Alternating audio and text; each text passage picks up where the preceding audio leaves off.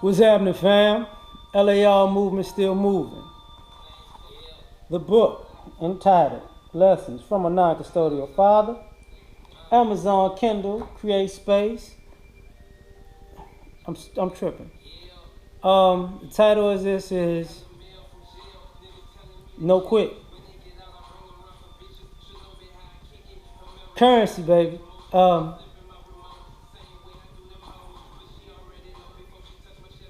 When I was a kid,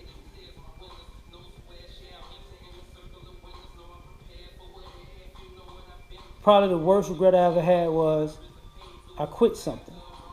It's like a wrestling match. I couldn't figure out how to get out of a hold. Um,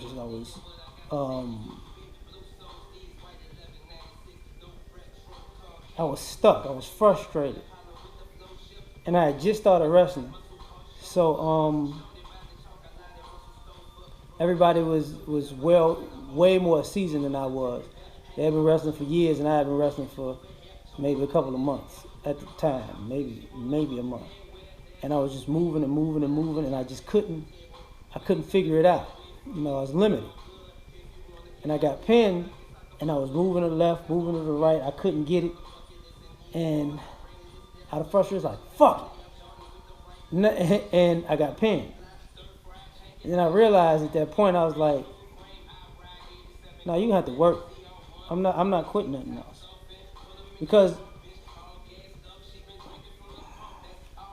out of frustration, you stalemate yourself." And you know, high school seems like just yesterday, but it was a long time ago. And I was maybe about a freshman, sophomore, I don't know, when that happened. And once you quit something, either it haunts you, so make sure you never do it again, or it's easy to quit something else. And for me, it haunts me. Even though now I know what to do, but then I didn't. And the same applies to life. Like, you know, life is life is short. At the same time, it's the longest thing we got. Got that from Tijuana Jackson, motivational speaker. Ex-convict / motivational speaker with a goon hand. Forgot he said it. But at the end of the day, it's like, what you gonna do? You gonna quit and quit and not push forward and then wonder how things could have been? Man, I understand. Like, a friend of mine asked me a couple of weeks ago about my son, and he says, I know he inherited a lot from you. Do you think he got your work ethic? And I couldn't answer that. He's a kid. No, I don't think I had that work ethic at his age. The work ethic I have now. But because of that, you learn lessons. And some of the lessons I learned is I had an old coach tell me sometimes you're going to make it because of, and other times you're going to make it in spite of. And I wind up being one of those people who will push forward in spite of. And I've learned along the way that, some people, life is hard, but it's fair. But what seems unfair about it is the time some deserving people have to wait for the dreams that they've earned. And everybody ain't gonna get it at the same time. And in all honesty, some people earn it and get cut short before they even can get it. Some people's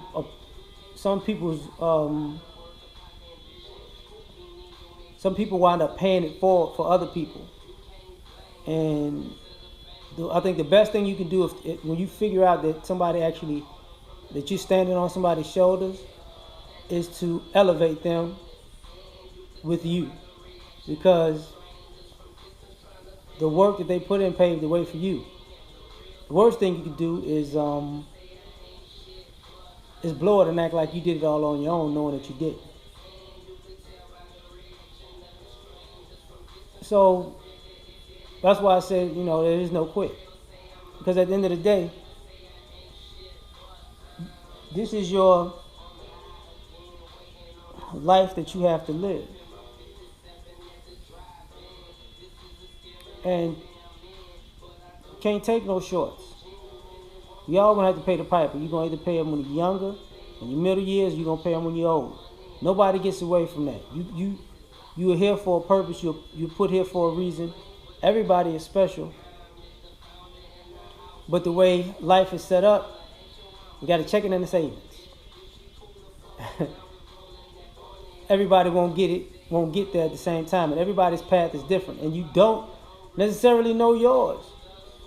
Sometimes you figuring it out. I was watching Allen Iverson's Hall of Fame speech, and he said, I thought I was the best football player in the nation.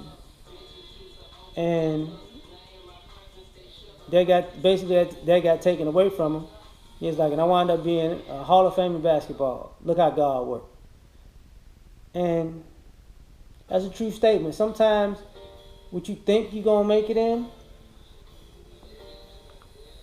it might not be your thing. You might have all of the skills and talents for it, but it just might not be your thing. And you really can't get mad at anything about that, because at the end of the day, it just wasn't your time. Or that just wasn't your avenue to shine when you got that opportunity. I think all hard work pays off. You might not see it. People might not see the work you put in. People might not think the work that you put in is actually work. But everything works together in this world. Everything is interconnected. Every little thing you do is connected to the biggest things you do. You can't get to the mountaintop without taking the first step. It might take you 15,000 steps to get to the top. But it started with one, and it's a few in there that was tougher than others. A few times you got your halfway up, you look halfway down, and then you look halfway up, and you're like, is it really worth it? Obstacles get in your way. People may get in your way. People may sabotage you, and people may help you. But they're all just a test.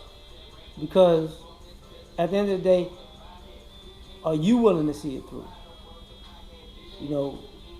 Do you press on, or do you just give it up?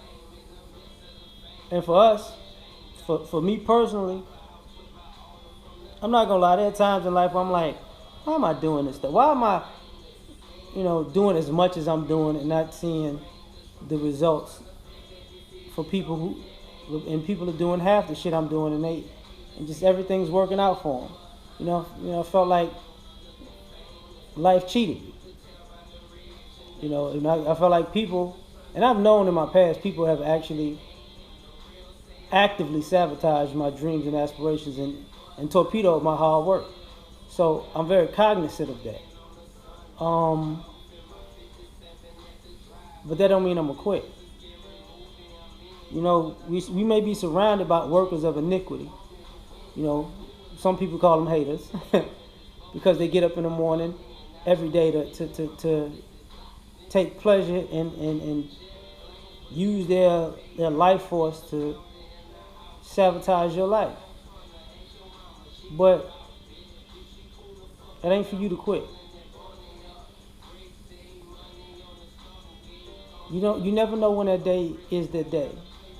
You never know what moment is the moment. You never know when life is going to call your number. When it's actually your time. You never know. So just work hard like God doesn't exist. And have a conversation with God like, hey, I'm doing all I can do. Help me out. I'm done. Like, share, subscribe, because I guess I got to say that now. My homeboy told me that you got to say that, because if you don't, people won't like share, or subscribe. So, okay, we out.